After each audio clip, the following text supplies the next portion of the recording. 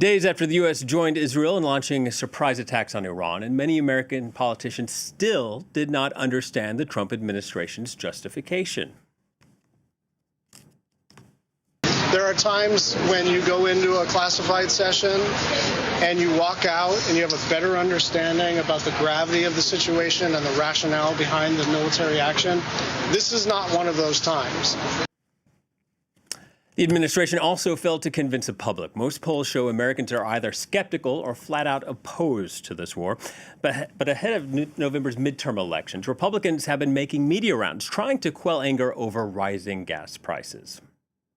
Short-term disruption for the long-term gain. Short-term pain be for long-term gain. Short-term pain for the long-term gain.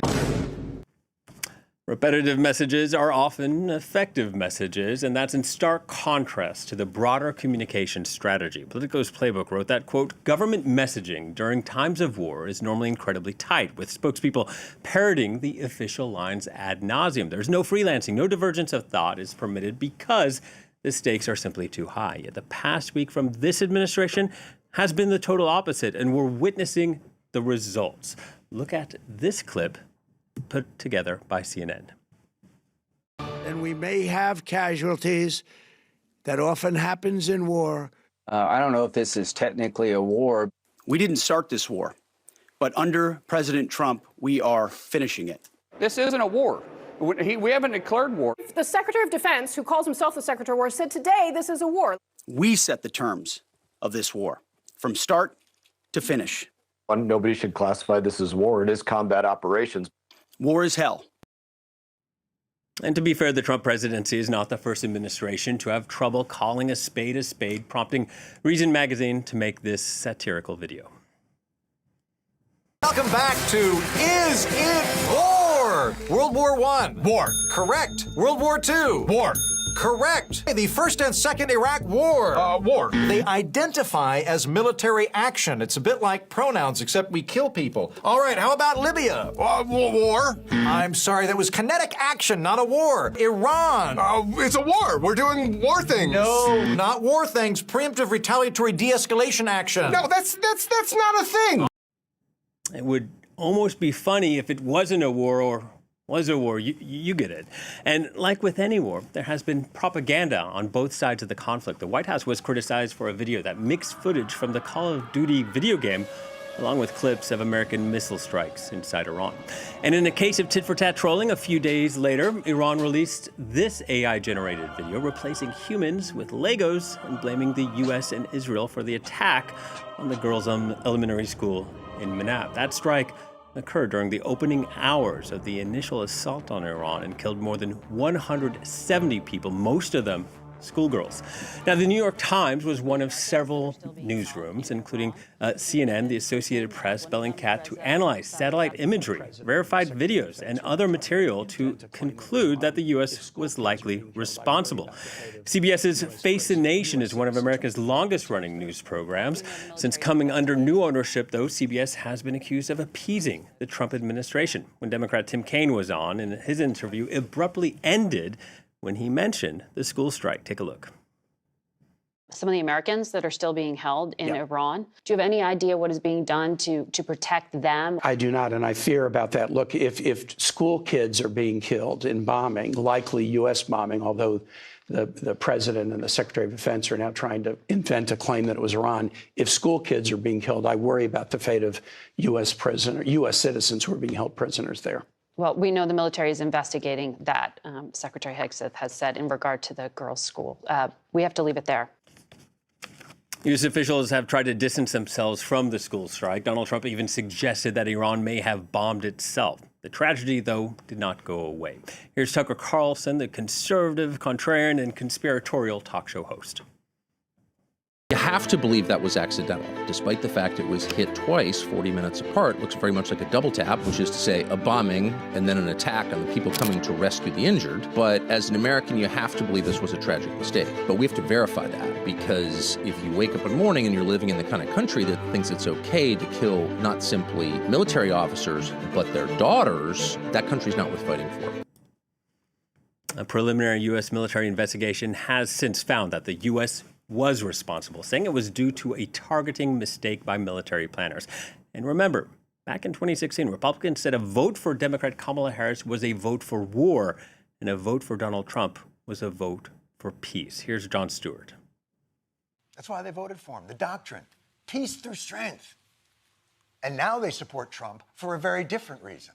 The president's not afraid to take action with hard power when necessary. The Iranian government found out what the Trump doctrine is all about, and that is mess around and find out. Donald Trump has the guts, the balls, and the vision to do things that nobody else will do. I'm going to leave the balls thing alone for now.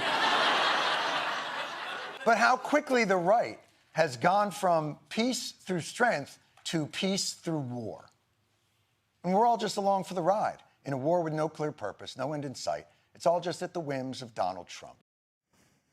Let's bring in our guest, Negar Mortazavi, an Iranian-American journalist and political analyst. Negar, thank you for patiently waiting. Thanks for having me. It's easy for journalism to get lost in the fog of war. But what has struck you about U.S. media coverage?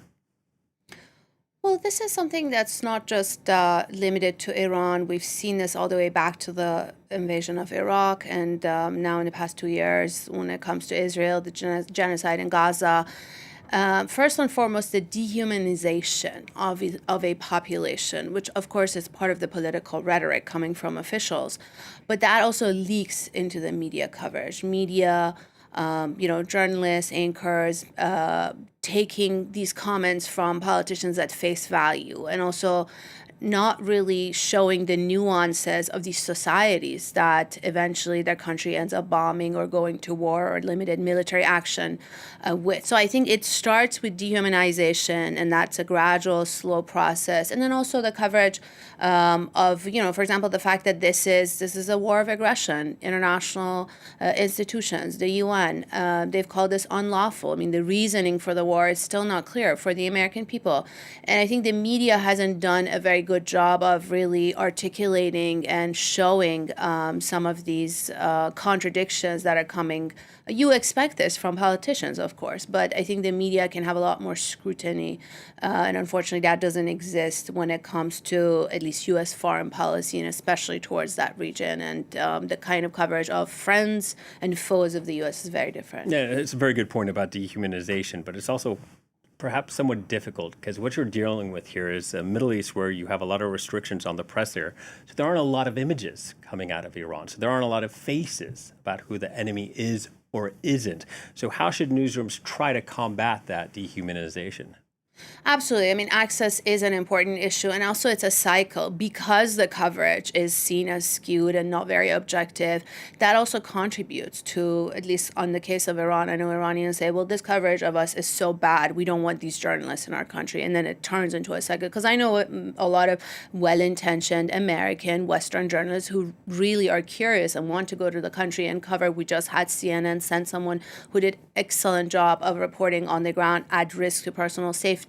But it's a balancing fact. I would say journalists should try. It's a difficult war zone. These countries are more challenging, especially for American journalists. But it's also not impossible. We see people who can get in. Yes, it may be more difficult, more complex, but trying to navigate sort of that terrain and also that system to make sure you can get in, I think is part of the work and part of the job. And access is not zero, but of course it's limited, and that impacts the work. Yeah, there's an alternative in there, because without access, there is another way to give Iranian voices, and that's to have Iranian voices in the United States. It has the largest diaspora outside Iran. Are there enough Iranian voices on air or in the press in the United States? We see Iranian voices in the U.S. media, in Western media, I would say in general, because I think this criticism also applies to European media, including France, but very much also focus in the U.S. because this is the country that started the war. And I think the media is even helping the government in sort of manufacturing consent for the war to some extent, because this is a very unpopular war in the United States. When it comes to Iranian voices, there was a poll that just came out that showed that the community is split almost in half. Iranian-Americans, 49% to 48% against and pro-war. But when you look at the U.S. media, you only hear almost entirely from voices that are pro-war. I have seen this on CBS, on various other channels, that predominantly the voices that are the sound bites and the examples that you see from the community, the diaspora, are the pro-war voices. It is an outsized voice. It's that side, that half of the community has more, access to the media, to the speakerphones, and more active rallies, etc. But we also know that the other half of the community is very much anti-war, and I think that's even more representative of inside Iran, because the people who are already under these bombs and dealing with the actual war also are increasingly becoming against it. So not featured enough. Yeah, and one of those latest voices, I think we can say, we're alluding to the Shah's son, Reza Pahlavi. And he's made a ton of media appearances in the United States, but he's not the only opposition voice, as you mentioned. So should U.S. newsrooms be weighing how often he appears? Because with each appearance, his case to maybe one day be in power in Iran becomes more credible.